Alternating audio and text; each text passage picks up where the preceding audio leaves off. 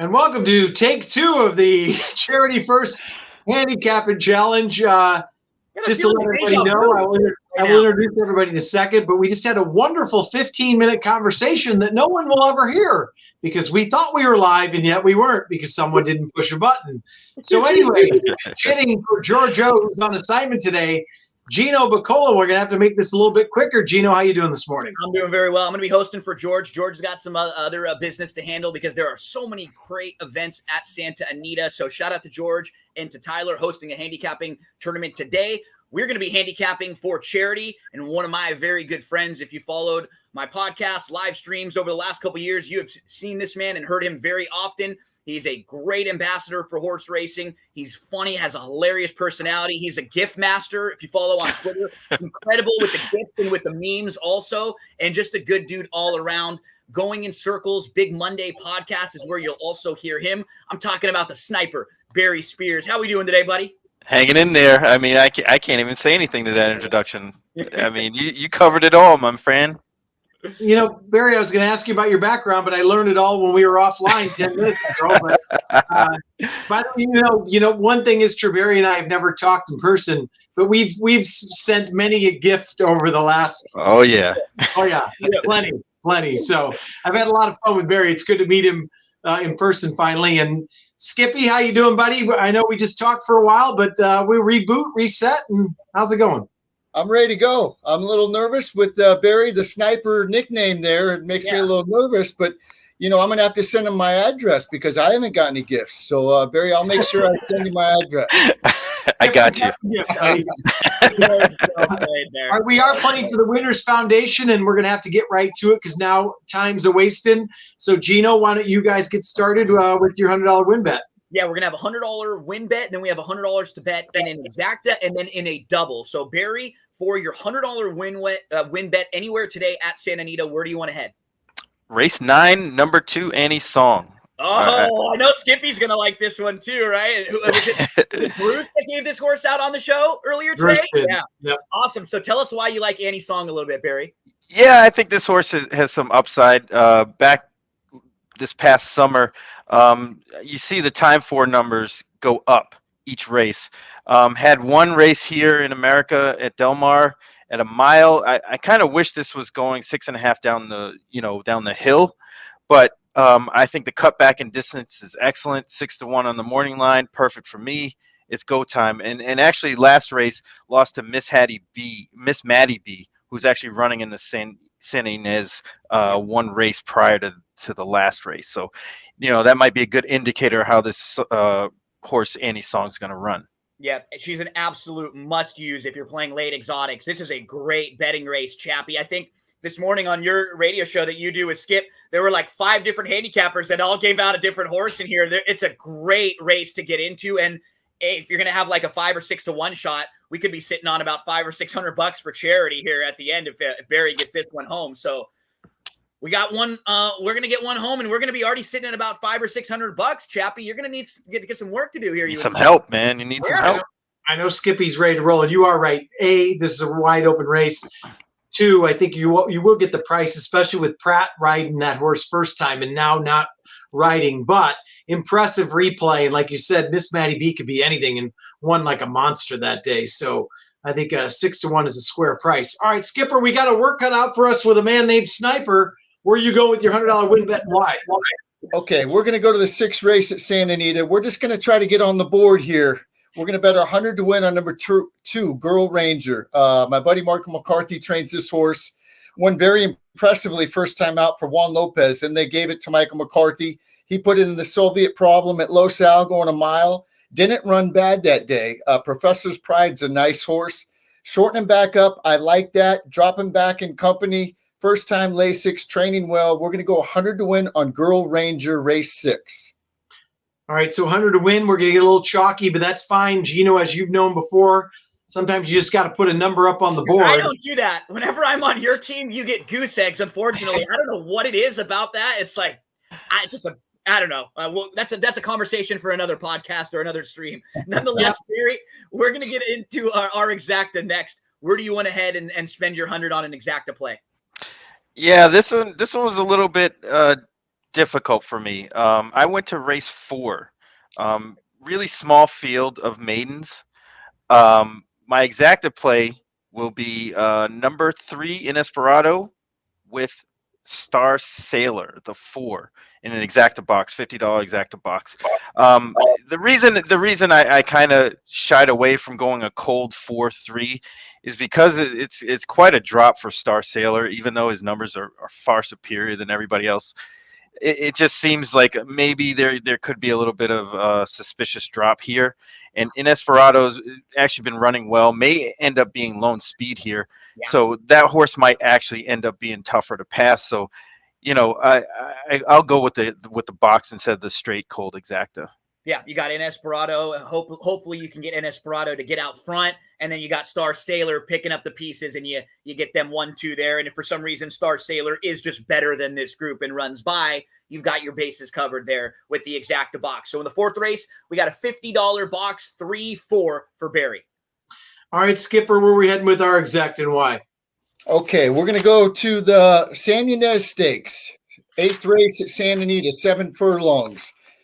Everybody's talking about the Baffert, one very impressive last time at Los Al, training good. And then the Calbred, the 3, Big Switch, one very impressive both starts. But that was against Calbred Company. I don't know what it was beating. I like the 5 horse, Awake at Midnight, Doug O'Neill's horse by Nyquist. They paid $320,000 for this horse. I loved its last work on January 2nd. First time out, it beat Under the Stars. Showed speed and won gamely. Kind of Mario Gutierrez was kind of throwing the reins around a little bit and ended up winning gamely and galloped out well. Then they put it right into the Jimmy Durante, Mile on the Grass. And this horse ran lights out that day. I know the time was not real good, 1:37.2, but I don't think Awake at Midnight knew that she had lost that race because right after the wire, she was back in front. I love when horses go turf to dirt and route to sprint. So I'm going to do a $50 exacta. I'm going to go number 5, Awake at Midnight, to the 1, Under the Stars, and to the 6, Miss Maddie B. Miss Maddie B ran the same day as Awake at Midnight and ran a full second faster. But, I don't know if Miss Maddie B likes the dirt. I like the turf to dirt route to sprint, like I told you before. So hopefully we could get Awake at Midnight to win and maybe Miss Maddie B at 5-1 running second. Nice. Yeah, a couple things about that race. Obviously, the San Ynez, not a big race, but very contentious. I mean, you could make a case for at least 4 of them in there. And, Under the Stars recently worked with the Baffert runner who won by 15 yesterday or whatever it was. You have the Calbred. Awake at Midnight's been very good. Miss Maddie B drew off like we talked about, and I watched the work on December 16th on XBTV and seemed to handle the dirt very well. So I think that horse is going to put in a big effort today. And so sometimes you're just better now, right? She's a better horse now than when she was on the dirt last time. So she should have every opportunity to at least enjoy it. Barry talked about that race because he's got the horse Annie Song, who she beat last time out.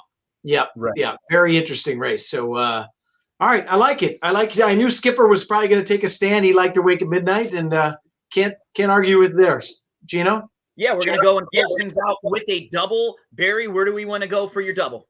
This is where it's going to get interesting because I am playing against Skip's $100 win bet in race 6 to start off the double. Nice. I think Smiling Evie, the 4, is the goods here. I just think that horse is faster than everybody else in the field. So I'm going with that horse.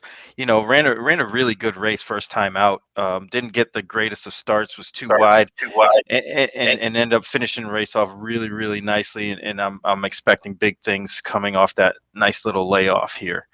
And then going into race 7, I'm going to use both Ruben Alvarado horses: the 7 Emerald Lake and 8 Lover's Odyssey. I'm not really enthused with a lot of these horses in this race, so I think it's kind of up for grabs. I'm not really fond of the 2 who may catch a lot of money. The 5 ran okay, but these aren't a bunch of world beaters in here. That's why I kind of like Emerald Lake a lot, actually. And then through in Lover's Odyssey had some trouble, bumped late and kind of just missed second. So I'm expecting more improvement second time out. So we got a double that goes from race 6 to 7. It's going to be a $50 double, Smiling Evie with Emerald Lake, and Lover's Odyssey. So that's 4 with 7-8. That's it. Interestingly enough, so obviously in race 6, you've got the Pratt against Velasquez there. And then if you were listening to our radio show this morning, our resident, I was going to say buffoon, but I shouldn't say that, Bandstand Hal, picked Bonnie Bray, and Skip and I went beer game against him, and Skip took the 7 and I took the 8. So we're right along with the sniper there. Nice. All right, Skipper, double time for you. Where are we heading and why?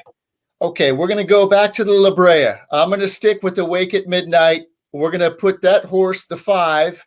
We're going to go to the 9th race. You know, I told you on the radio this morning, I bet 100 on for Minty at Minty Bets. I bet 100 to 1 on the 7. I really like Kitty Katana. This horse worked with the stakes winner last Sunday, Bella Bell, and outworked this horse. They both worked really good. I almost put my 100 to win here, but I'm going to go a doubles. I'm going to go Awake at Midnight to Kitty Katana. And then the other horse we talked about this morning was Spun Beautiful, the 12. This horse had a sneaky good replay first time out.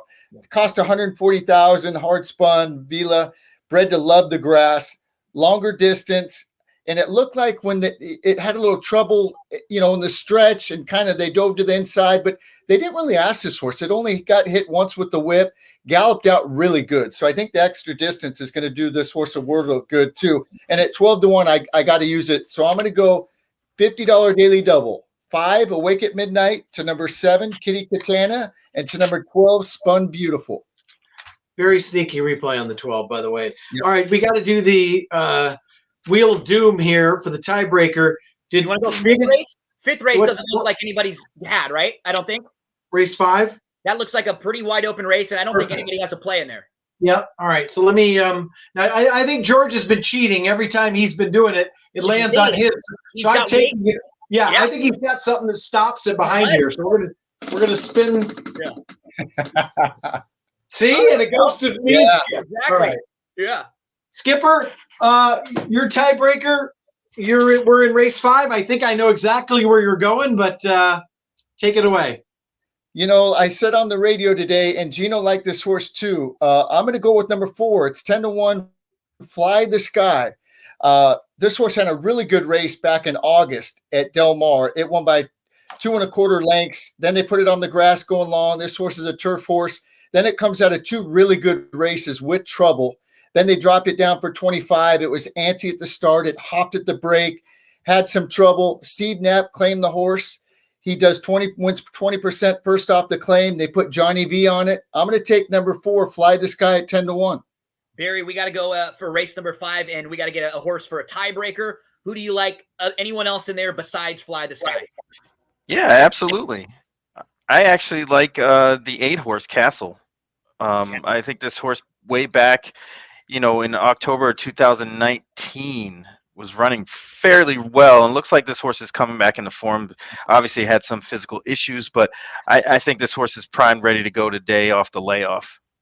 Castle for Barry. So we've got Castle versus Fly the Sky. If nobody hits, it's the tiebreaker and race 5. Whoever finishes better there. Correct. Yep. All right. So that was kind of the shortened version of our handicapping challenge today, and whoever wins will move on to the next round. And hopefully, good luck to both of you. Barry, it was great finally talking to you in person. Yes, absolutely. Great to Gino, meet you guys. Yeah, Yep. nice to meet you too, Barry. We will get you on the radio show as well. There, we need the sniper on. Oh Yeah, anytime. Let me know. I'm always available. Gino, thanks for filling in for Georgie. Happy to help, and pick'em.santanita.com too. One more plug for anyone out there that wants to play. You got plenty of times before first post. Free to enter, $500 to the winner. Pick'em.santanita.com. That's right. So thanks everybody for tuning in. Good luck to both of you guys, and most of all, good luck to everybody at home. And we want to make some money for the Winners Foundation as well. So thanks guys for being on. We'll talk to you soon. Appreciate it.